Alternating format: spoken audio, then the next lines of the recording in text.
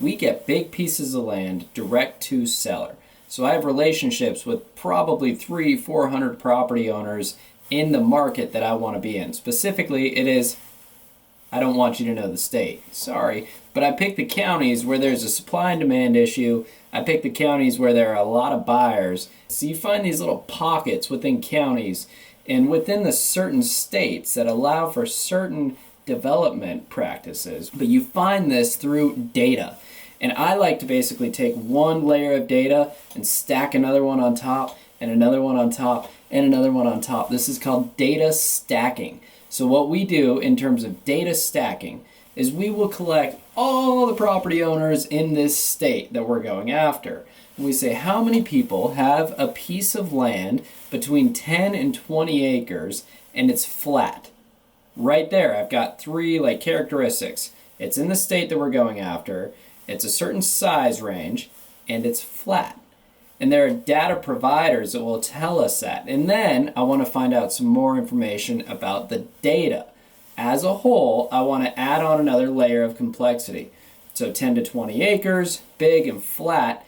I only want to talk to the people who have owned this piece of property for about 10 years or more. Now that shrinks from 10,000 people in a list all the way down to maybe 4,000. Now I want to shrink that list even more. So I say, okay, out of this 4,000 person list, show me the people who live out of state. So that's going to shrink that 4,000 person list to even more. Now, out of that 4,000 person list, I only want to have a conversation with the people who inherited this property. So that shrinks the list from 10,000 to let's say 6,000 to about 4,000 to even further down when I say I only want to talk to out-of-state owners who inherited this property, 10 to 20 acres, and it's flat. So let's say hypothetically I have 2,000 people in this list. It's pretty specific now. I mean, we're getting closer to a really solid list. Now, I'm going to add in one more thing. What I like to do is take 10 to 20 acre pieces of land and cut them up into 5-acre chunks. So what I want to do is make sure that there's no floodplain, there's no wetlands, and it has at least 200 feet of road frontage, because in this specific state and county, in order for me to cut in a new 5-acre lot out of a 20-acre parcel, I need 50 feet of road frontage. So quick, simple math. I want 4 lots, 4 properties out of one 20-acre property. I'm going to want 200 feet of frontage. So I stacked this data to where I've got all these property owners kind of dialed down to where I've got a very specific list. It meets my criteria, it meets my buy box, and then I contact them. How do I contact them?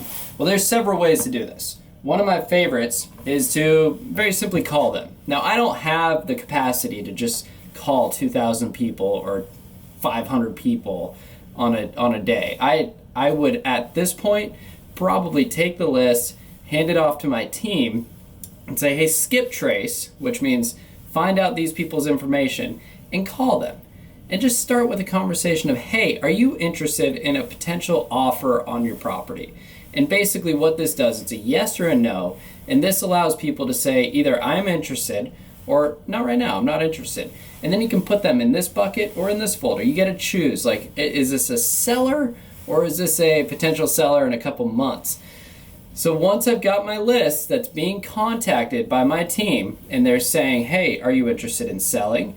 Then it might come to me after a series of questions. What kind of, tell me a little bit about this property, what kind of access does it have? They verify the stuff that I don't have time to, so that by the time it comes to me, I call these sellers and I'm having a conversation, human to human. Usually, because they're out of state, I'm talking to someone in New York, someone in Virginia, Oregon, California, Washington. None of those are the states that I'm trying to buy in, clearly because I'm talking to out-of-state owners. And I'm saying, hey, so with this property that you've got, I actually live in this state and I drive by it all the time, and I'm interested in purchasing this property. I own property in this state, so I get these same letters, these same calls, these same texts that you do, but usually it's just a bunch of time wasters, knuckleheads, whatever you want to call them. So I call these people, I build about 10 to 15 minutes of rapport, and I say, hey, what's the deal? If you were to get rid of this property, what's your price? What's your timeline? And those two things, they do have an effect, because if someone is willing to let me develop the property over a course of 4 to 6 months, I can usually force enough equity to where I can pay a lot higher of a price. Now, someone like right now, when I'm recording this, clearly it's a little chilly. It's towards the end of the year. A lot of people want as much money as possible before the end of the year, holidays and everything. So if they're like, if you could close this thing in 2 to 3 weeks, I'd give you a heck of a discount, a really good deal. And we can do that. Cash is a great tool, by the way, but I have to get it at a discount enough for me to make sense, where I can see, okay, there's a solid ROI. If I buy this property at this price, I can turn around, improve it, and sell it at this price. And it enables me to deploy that much cash. So I hope you learned a little bit about what I'm looking for. 10 to 20 acre tracts, in ideally a red state where they're development friendly, and I can cut them up into 5 acre tracts. I don't like to be way out in the sticks. A lot of people like country living, but they don't want to be more than like 45 minutes from a grocery store or a hospital. So keep that in mind as you're finding these properties.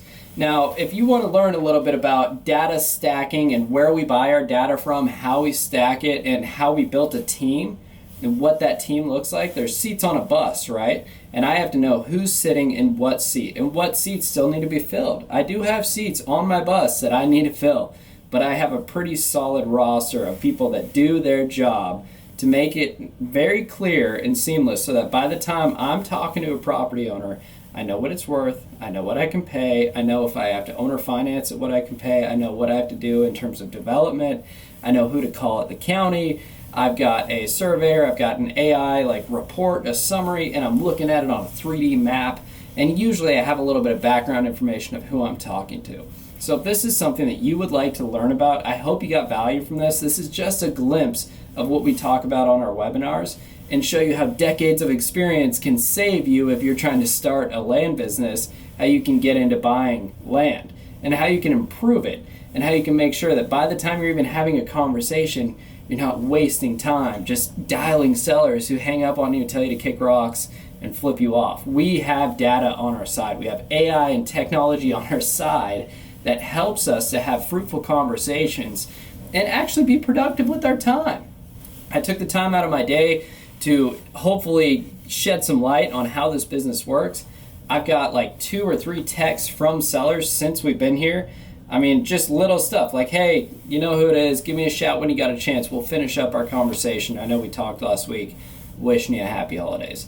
That is my life. I am constantly answering the phone for opportunities. It wasn't all that way, or it wasn't always that way, and I am looking for people who will be able to take those phone calls for me more and more, but I need a solid closer and someone that understands this business model the way that I do. So this is part 1 of so many. Welcome to the Land League. I'm glad you're here. Feel free to drop any questions below, or what you want to see in the next video on. I hope you got some access to information that is usually gatekept. Is that the word? And I try to give it out for free. If you can't tell, there's not any heavy editing here. I might have paid a VA to add some graphics and maybe some background music, but I'm just a normal guy, and I don't have it all figured out. But what I do have figured out can save you a lot of time and a lot of money. So keep watching these videos, comment below what the number 1 takeaway from this was, and DM me on Instagram so I know that you're actually watching my stuff. I would love to help you out on this journey of flipping, buying, selling, and developing land, all in part of I live on a sick property. I'm looking at a pond right now. There's alligators in there every now and then, tons of wildlife and waterfowl, and my dogs can run free without what I just said. So I know the difference between a good and bad property, and proximity and location is everything. And there's just so much to teach you, but you can learn this so quickly, and I hope that this video is digestible and easy, and I got a motivated seller, so gotta go. Love y'all.